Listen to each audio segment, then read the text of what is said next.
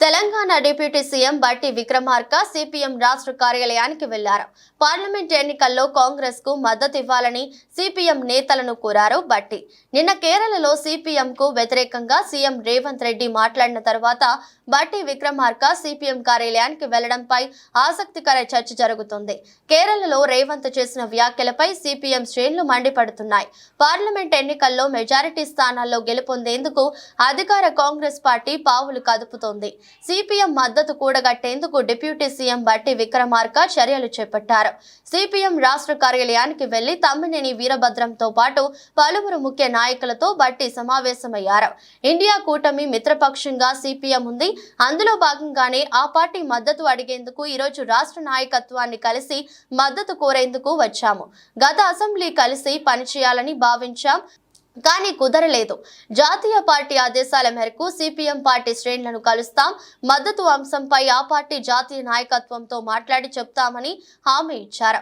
CPM మద్దతు తమకే ఉంటుందని ఆశాభావం వ్యక్తం చేస్తున్నాం.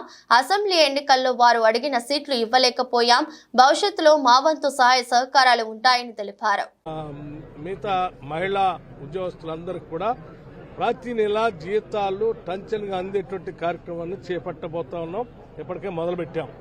అట్లాగే రాష్ట్రంలో ఆనాడు కాంగ్రెస్ ప్రభుత్వం మొదలుపెట్టినటువంటి డ్వాక్రా మహిళా సంఘాలకి వడ్డీ లేనటువంటి రుణాలు ఇచ్చేవాళ్ళు. గత 8 సంవత్సరాలుగా ఆ వడ్డీ లేనటువంటి రుణాలు మహిళలకి పూర్తిగా బంద్ చేశారు. మళ్లీ తిరిగి ఇందిరమ్మ రాజ్యం వచ్చింది కాబట్టి ఇందిరా క్రాంతి పథంలో సెల్ఫ్ హెల్ప్ గ్రూప్స్ మెంబర్స్గా ఉన్నటువంటి డ్వాక్రా సంఘాల మహిళలందరికీ వడ్డీ లేని రుణాలు ఇచ్చేటువంటి కార్యక్రమాన్ని తిరిగి ప్రారంభిస్తున్నామని చెప్పడం కూడా స్పష్టంగా జరిగింది.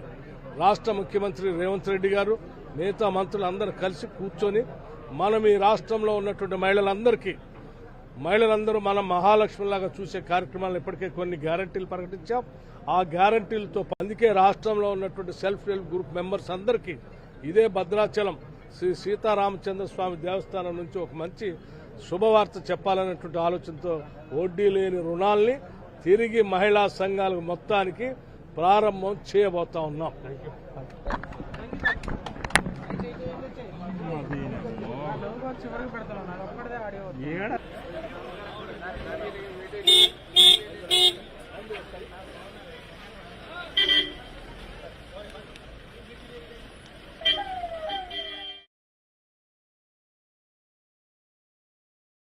తప్పట్టుగా చూడని చెప్పాం. ఇది ప్రధానమైనది.